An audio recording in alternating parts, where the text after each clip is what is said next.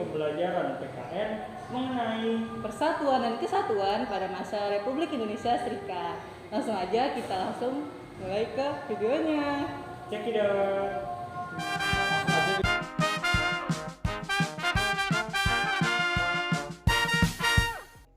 Apa itu negara Republik Indonesia Serikat dan bagaimana RIS dapat terbentuk? Mari kita bahas. Federalisme pernah diterapkan di Indonesia pada rentang 27 Desember 1949 sampai 17 Agustus 1950. Ini merupakan hasil kesepakatan konferensi meja bundar yang dilaksanakan pada tanggal 23 Agustus sampai 2 November 1949 di Den Haag, Belanda, yang mengharuskan Indonesia berubah dari negara kesatuan menjadi negara serikat.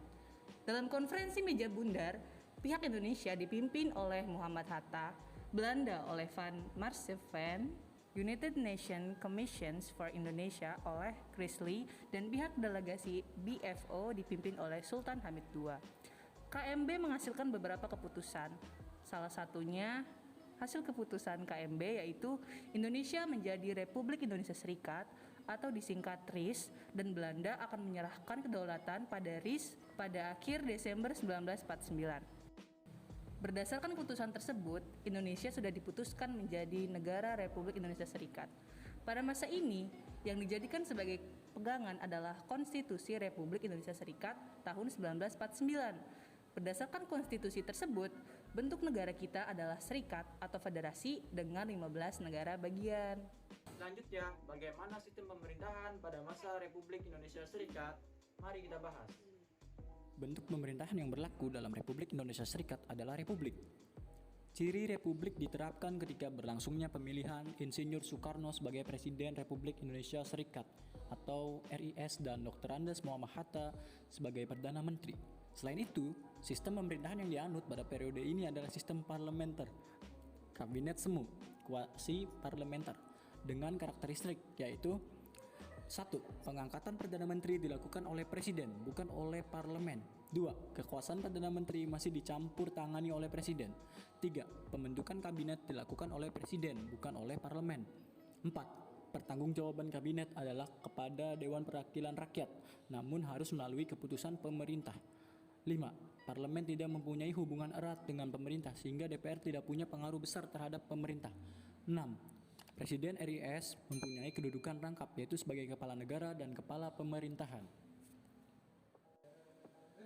Selain presiden dan para menteri atau kabinet, apa saja sih badan pemerintahan yang ada pada masa Republik Serikat? Mari kita bahas satu persatu.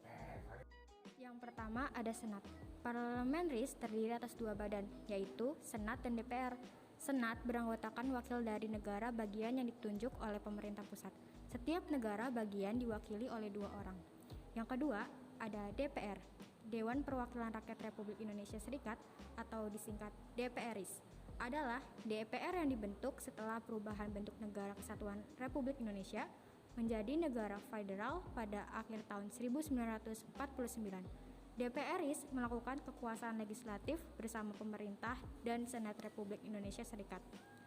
Yang ketiga, ada Dewan Pengawasan Keuangan. Dengan terbentuknya Negara Kesatuan Republik Indonesia Serikat, berdasarkan Piagam Konstitusi RIS tanggal 14 September 1949, maka dibentuk Dewan Perwakilan Keuangan atau berkedudukan di Bogor yang merupakan salah satu alat perlengkapan negara RIS. Sebagai ketua diangkat R. Soeharto mulai tanggal 31 Desember 1949 yang sebelumnya menjabat sebagai Ketua Badan Pemeriksa Keuangan di Yogyakarta. Yang keempat, ada Mahkamah Agung. Pada masa RIS mempunyai tugas dan wewenang yang sama dengan saat ini, yaitu antara lain menguji undang-undang terhadap UUD 1945, memutuskan sengketa kewenangan lembaga negara yang kewenangannya diberikan oleh UUD 1945, memutuskan pembubaran partai politik, dan mengutus perselisihan hasil pemilu. Keputusan untuk memilih negara serikat, sebagaimana telah diuraikan di atas, merupakan politik pecah belahnya kaum penjajah, sehingga muncul berbagai reaksi dari berbagai kalangan bangsa Indonesia yang menuntut pembubaran negara RIS dan kembali kepada NRI. Berikut akan saya jelaskan beberapa gerakan separatis yang terjadi di beberapa wilayah di Indonesia. Yang pertama, Gerakan Angkatan Perang Ratu Adil atau disingkat APRA. Gerakan yang dipimpin oleh Kapten Raymond Westerling ini didasari oleh adanya kepercayaan rakyat akan datangnya seorang Ratu Adil yang membawa kedamaian. Tujuan dari gerakan ini adalah mempertahankan bentuk federal di Indonesia dan memiliki tentara tersendiri pada negara bagian RIS. Pada tanggal 23 Januari 1950, pasukan APRA menyerang kota Bandung serta melakukan pembantaian dan pembunuhan terhadap anggota TNI. Gerakan ini ditumpas melalui operasi militer yang dilakukan oleh pasukan Siliwangi. Selanjutnya ada pemberontakan Andi Aziz.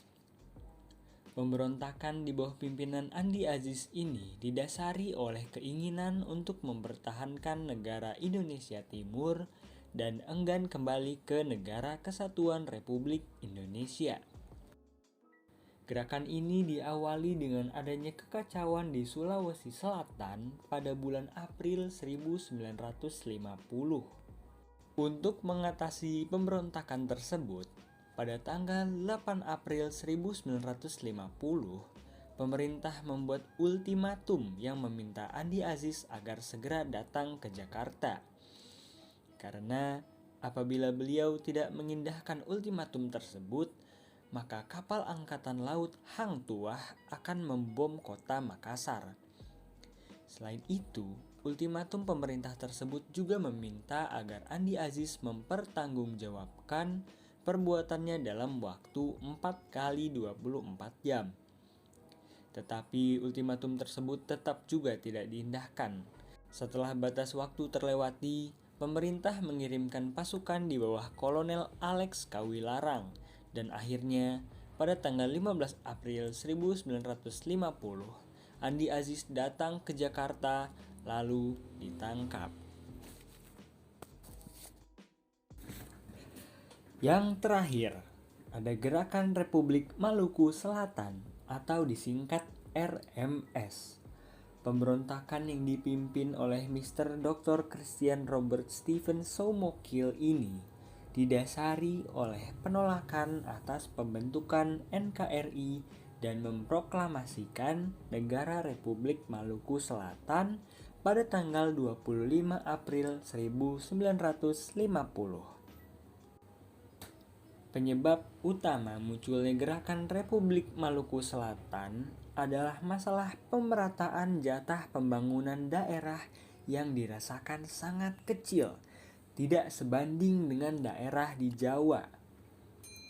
Pemberontakan ini dapat diatasi melalui ekspedisi militer yang dipimpin oleh Kolonel A.E. Kawilarang yang adalah Panglima Tentara dan Teritorium Indonesia Timur. Melalui ekspedisi militer, beberapa wilayah penting dapat dikuasai seperti Maluku, Ambon, dan sekitarnya, sehingga beberapa anggotanya banyak yang melarikan diri ke negeri Belanda. Nah, setelah berbagai gerakan separatis tersebut, apa saja reaksi dari pemerintahan Republik Indonesia Serikat? Mari kita bahas.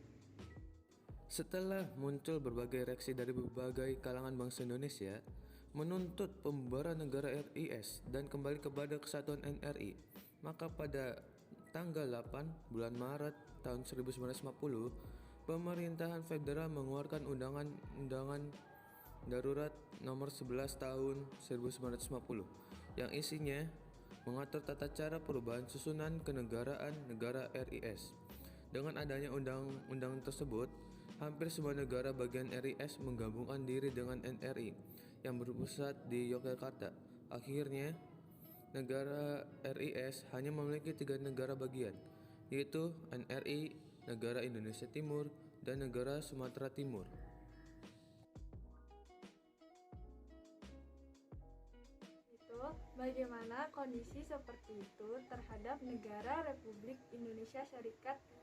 sendiri dan apakah RIS akan kembali menjadi negara kesatuan Indonesia? Mari kita bahas.